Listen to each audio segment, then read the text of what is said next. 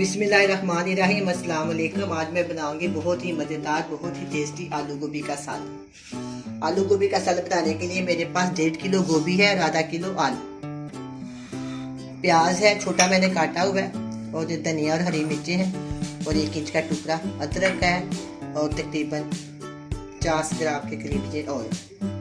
इसमें मैं मिर्च वगैरह जो डालूंगी वो मैं आपके सामने डालूंगी, और इसको मैं बहुत ही अच्छी तरह, बहुत ही आसान तरीके से बनाऊंगी।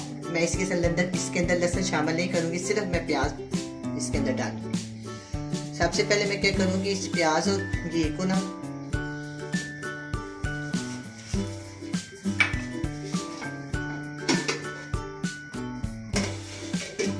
चूल्हे को मैंने पैन रख दिया, इसके अंदर मैं डालूंगी हाफ प्याली समझ दे आप, या इसको 50-60 ग्राम ऑयल है, इसके अंदर डाल दूंगी।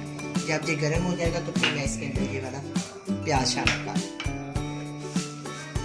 साथ साथ मैं इसके गोभी काट लूंगी।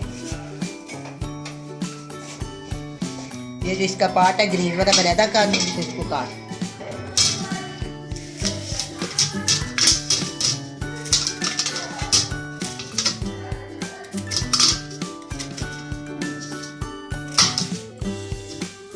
मैं इसको काट के ना बहुत जल्दी और बहुत आसान तरीके से बन जाता है। बहुत जल्दी 10-15 मिनट में ये सालन तैयार हो जाता है।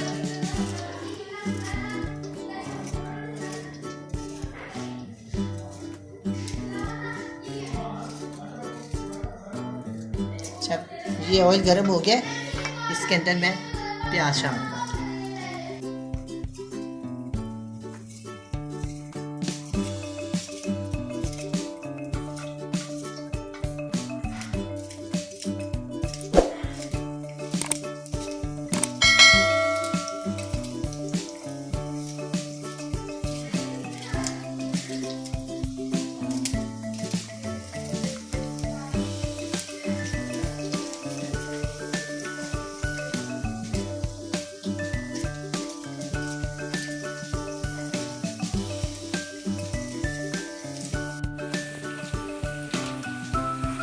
साथ में चाय भी पी रही हूँ, साथ में कुकिंग कर रही हूँ। कुकिंग के साथ में चाय पीने का बहुत ज़्यादा मज़ा आता है। हमेशा मैं चाय ज़रूर पीती हूँ कुकिंग करते टाइम।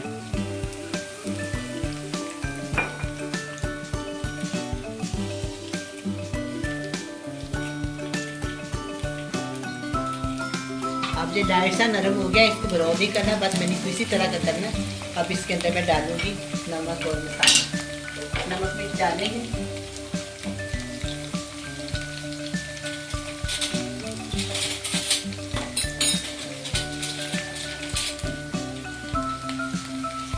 चम्मच है तो फुल भर के मैं डालूंगी। टीस्पून नमक डालेंगे, हाफ टीस्पून हल्दी डालेंगे, हाफ टीस्पून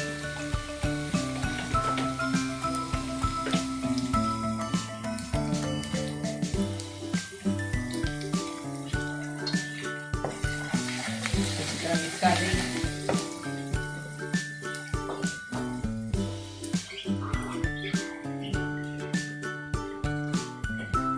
अब मैं इसके अंदर डालूंगी थोड़ा सा पानी,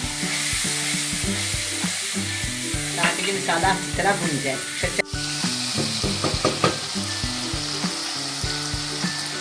अब ये मसाला अच्छी तरह भुन गया, अब मैं इसके अंदर गोभी शामिल करूँ।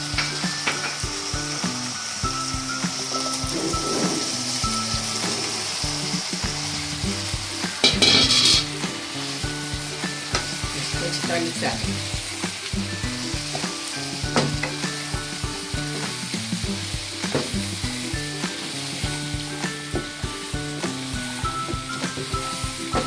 ये मैंने मिक्स कर दिया। अब मैं 2 से 3 मिनट तक इसको ढक देती हूँ।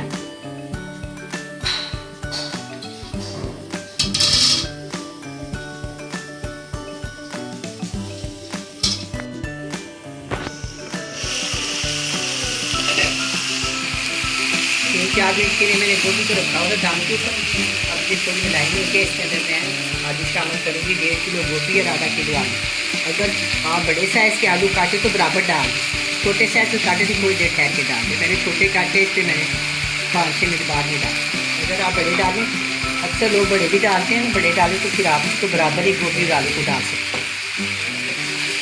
کسی قسم کا میں نے صرف پانی نہیں چھوڑا ڈالا، صرف یہاں گوبھی کے پانی نہیں دینا تیار ہو گیا، کوئی پانی نہیں ڈالا میں نے کسی قسم کا۔ بس میں اس کو دوبارہ پھر اب ٹھیک سے مکس ہو گیا، اب اس کو 15 منٹ کے لیے پھر دوبارہ دم کے اوپر رکھ دیتی ہوں۔ 15 منٹ کے لیے آلو بھی گل جائیں گے اور گوبھی بھی۔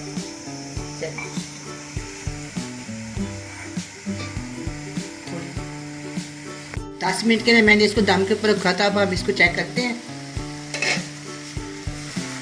ماشاءاللہ سے چترا بن گئی اور گل بھی گئی۔ اب میں کیا کروں گی، یہ گل گیا، چترا بن گیا، اس کے اندر ڈالیں گے۔ یہ میں نے ہری مرچیں کچھ چھوٹی چھوٹی کاٹ لی ہیں اور ایک کا ٹکڑا رہتا ہوں، اس کو کچا کچا ڈالیں گے۔ ٹھیک ہے، اب اس کو مکس کر، آپ کو آواز آ رہی ہوگی، چترا جب بن گیا اور اس نے گھی چھوڑ دی ہے۔ جب کوئی سبزی گھی چھوڑ دے تو وہ بن جاتی ہے اور بہت مزیدار جتنا اس کو بھونے، گوبھی ہو بہت مزیدار بنتی ہے، آلو ہو یا گوبھی ہو جو بھی بھونا ہو سادن اس کو بھونے تو وہ بہت مزیدار بنتا ہے۔ جب وہ گھی چھوڑ دے تو وہ پیار یہ دیکھیں آلو بھی ڈال دیں اور گوبھی بھی ڈال دیں۔ اب یہ میں نے ڈال دیا، میرے پاس نہیں ہے، میں اس کے اندر ڈال دوں گی تھوڑا سا میں گارنش کے لیے۔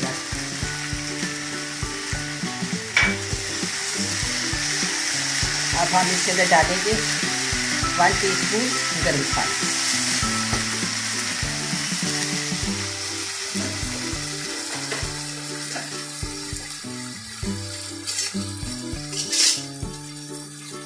آپ اپنے ٹیسٹ کے مطابق بھی ڈال سکتے ہیں، لیکن میں نے اس کے اوپر اس طرح کا لیول کر کے میں اس کو ڈال دوں۔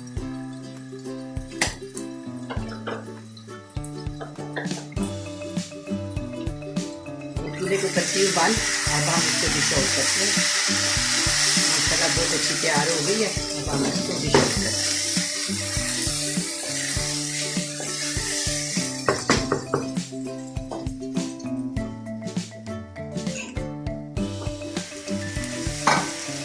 بسم اللہ الرحمن الرحیم۔ چلیے جو بچ گیا وہ پین کے اندر ہی رہے گا۔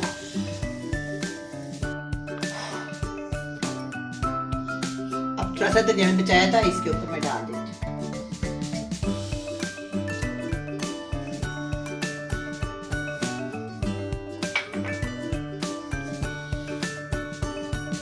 اب یہ آلو گوبھی کا سالن تیار ہے، بہت ہی مزے کا بنا ہے، آپ بھی بنائے، بڑے مزے سے کھائیں۔ اللہ حافظ۔